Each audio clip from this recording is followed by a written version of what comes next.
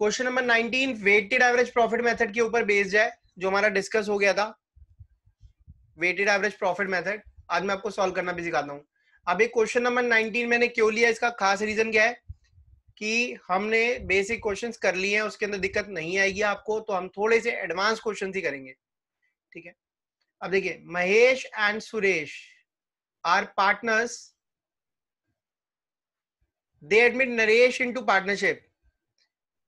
They agreed to value goodwill at 3 years purchase on weighted average profit method. ठीक है, तो यहाँ method बता दिया, और प्रॉफिट जो लेने हैं वो पिछले 5 साल के लेने हैं। दे असाइंड वेट्स फ्रॉम 1 to 5, ठीक है, beginning from the earliest year. तो पहला वेट दिया जाएगा अर्लीएस्ट ईयर को, पांचवा वेट दिया जाएगा लेटेस्ट ईयर को, ठीक है। The profit for the last 5 years, 1.25 ये फिगर्स दे दिया आपको 15 से लेके 19 तक। Scrutiny of books of account revealed the following, और वो क्या कह रहे हैं, second hand machine was purchase 5 lakh on 1 जुलाई 2017, 1 लाख की वर 1 लाख वर स्पेंड, अच्छा 5 लाख की खरीदी, 1 lakh were spend to make it operational, 1 lakh उस पर और लगाए। 1 lakh were wrongly debited to repairs account, आपने उसको रिपेयर्स में डाल दिया, गलती कर दी। मशीन लेते टाइम उस पर कोई भी खर्चा कर रहे हो तो वो मशीन की कॉस्ट में ऐड होना चाहिए था, आपने रिपेयर्स में डाल दिया, ठीक है। लास्ट क्लास के अंदर हमने ऐसा ही सिमिलर क्वेश्चन एक करा है। Machinery is डेप्रीशिएटेड at 20% per annum on return on value method. तो आपको समझ आ गया होगा कि लास्ट क्लास जो हमारी हुई थी उसमें मेरा पर्पस क्या था, आपको ये एडजस्टमेंट सॉल्व करवाना, वो हम कर चुके हैं।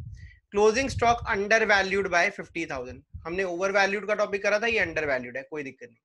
Remuneration to partners was to be considered as charge against profits and remuneration of 20,000 per annum for each partner was considered appropriate. ये वाला पॉइंट भी हमने लास्ट क्लास में डिस्कस कर लिया था कि 20,000 पार्टनर्स को रेम्यूनरेशन देना था, उसको चार्ज ट्रीट करा जाए, उसको नॉर्मल खर्चा ट्रीट करा जाए। जब आप उसको नॉर्मल खर्चा ट्रीट करोगे तो प्रॉफिट्स कम हो जाएंगे। कैलकुलेट वैल्यू ऑफ गुडविल, आपने गुडविल की वैल्यू निकालनी है। तो अब हम ऐसा करते हैं, वर्किंग्स करेंगे पहले, ठीक है। क्वेश्चन नंबर 19, तो क्वेश्चन नंबर 19, अच्छा, जब भी आप गुडविल निकालेंगे तो गुडविल का फॉर्मूला क्या होगा, weighted average profits into number of years of purchase, okay. तो हमें ये दोनों चीजें चाहिए। तो एक चीज तो इसमें से दी हुई है, number of year of purchase कितना दिया हुआ है, ये रहा 3 years परचेज, तो ये हमारा आ गया 3। अब हमें वेटेड एवरेज प्रॉफिट निकालना है, तो वेटेड एवरेज प्रॉफिट निकालने के लिए हम थोड़ी सी वर्किंग्स करते हैं यहाँ पे।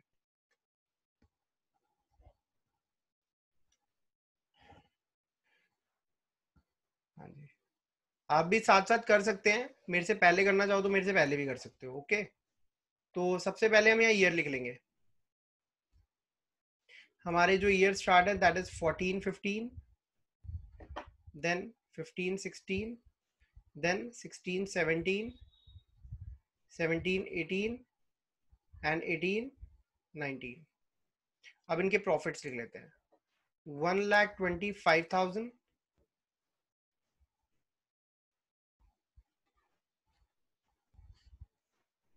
140, 120, 55 to 57।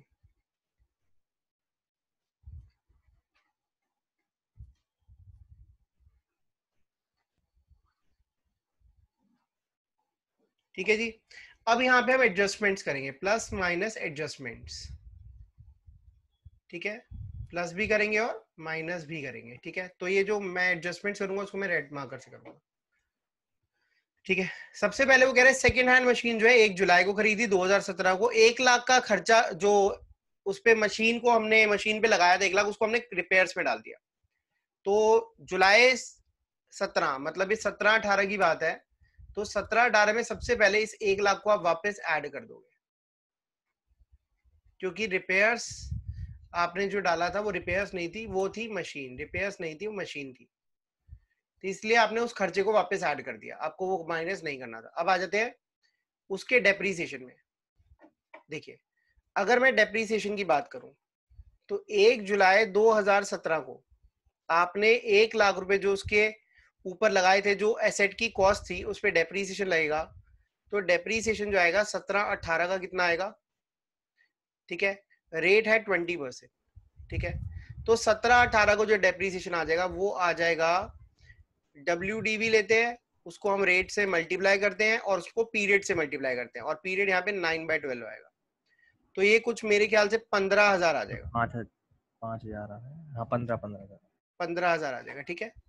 इसकी रिटर्न ऑन वैल्यू आ जाएगी 85,000, ठीक है।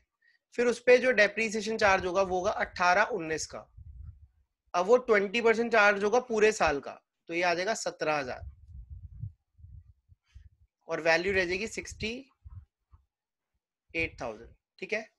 तो यहाँ पर, ठीक है, ये ब्लू से लिख रहा हूं मैं, यहाँ पे हुआ 15,000 चार्ज, लेकिन उसके अगले साल कितना होगा, 17,000 चार्ज होगा, ठीक है जी। तो यहां तक होपफुली हम कर चुके हैं पहले भी, तो कोई दिक्कत नहीं आनी चाहिए। चलिए आगे, अब हम आगे चलते हैं। Closing stock under valued bye 50,000, under value, ठीक है। अगर आप ध्यान से समझें, मेरा क्लोजिंग स्टॉक, समझो एग्जांपल दे रहा हूं, क्लोजिंग स्टॉक मैंने 50,000 लिख दिया। क्लोजिंग स्टॉक कहां पे आता है, ट्रेडिंग अकाउंट में, ठीक है। था वो 70,000, तो 50,000 लिखने का इफेक्ट क्या आएगा, मेरा प्रॉफिट जो होगा वो गिर जाएगा। अगर मैं 50 काट के 70 लिखता हूं तो प्रॉफिट बढ़ जाएगा, तो मुझे 50 काट के 70 लिखना है, मतलब 20,000 रुपए मेरा जो है अंडर वैल्यू कर रखा है ना हमने, सॉरी 50,000, सॉरी 50,000, ठीक है। तो 50,000 रुपीज हमारा जो स्टॉक था वो 1 लाख था, हमने 50,000 का लिख दिया, तो हमारा प्रॉफिट भी 50,000 से गिर जाएगा, ठीक है। मैं दोबारा रिपीट करता हूं, हमारा जो स्टॉक है वो 50,000 अंडर वैल्यू करा हुआ है, मतलब कम लिखा हुआ है, तो हमें अगर 50,000 बढ़ा के लिखना है तो हमारा प्रॉफिट बढ़ जाएगा। तो यहाँ पर कौन से साल का, ये 17-18 का, तो यहाँ पे हम स्टॉक की एडजस्टमेंट कर देंगे, ठीक है, स्टॉक की एडजस्टमेंट कर देंगे, 50,000 रुपए उसको बढ़ा देंगे हम, ठीक है, स्टॉक को हमने बढ़ा दिया, ठीक है। अब 1 साल का तो प्रॉफिट उसने कम कर दिया था, है ना, लेकिन जब ये क्लोजिंग स्टॉक जो है 50,000, जो रिड्यूस 50,000 है, वो ओपनिंग स्टॉक में जाएगा, तो ओपनिंग स्टॉक को उसने कितने से कम कर दिया, 1 लाख की जगह 50,000 कम लिख दिया, ठीक है। तो अब इस बार का जो प्रॉफिट होगा वो बढ़ जाएगा, इस बार का जो प्रॉफिट है वो बढ़ जाएगा, क्योंकि आपने जो डेबिट साइड पे चीजें आती है ना, वो हमारे प्रॉफिट को कम करती हैं, ठीक है। तो अगर आप डेबिट पे कम चीजें लिखोगे तो प्रॉफिट उतना बढ़ेगा, समझ आ रही है आपको बात। डेबिट साइड पे खर्चे आते हैं, खर्चे हमारे प्रॉफिट को कम करते हैं। आपने कम खर्चा लिखा था, खर्चा 1 लाख का, 50,000 दिखा रहे, तो प्रॉफिट बढ़ गया, तो इस साल के प्रॉफिट को आप कम कर दोगे, ठीक है। 17-18 का प्रॉफिट बढ़ गया और 18-19 का कम करोगे आप एडजस्टमेंट्स के लिए। अब हम आगे चलते हैं। रेम्यूनरेशन जो है 20,000 का आपने चार्ज करना है, ठीक है, हर साल। तो रेम्यूनरेशन हम 20,000 का हर साल चार्ज करते हैं, ठीक है।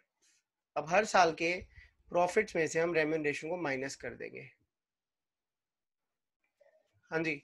अब यहाँ पे हम रेम्यूनरेशन जो है हर किसी में से रेम्यूनरेशन लेस कर देंगे, ठीक है। रेम्यूनरेशन कैसे लेस करेंगे, देखिए यहां से भी 20,000 लेस होगा, यहां से भी 20,000 लेस होगा, हर साल में से 20-20 हजार के प्रॉफिट्स कम हो जाएंगे,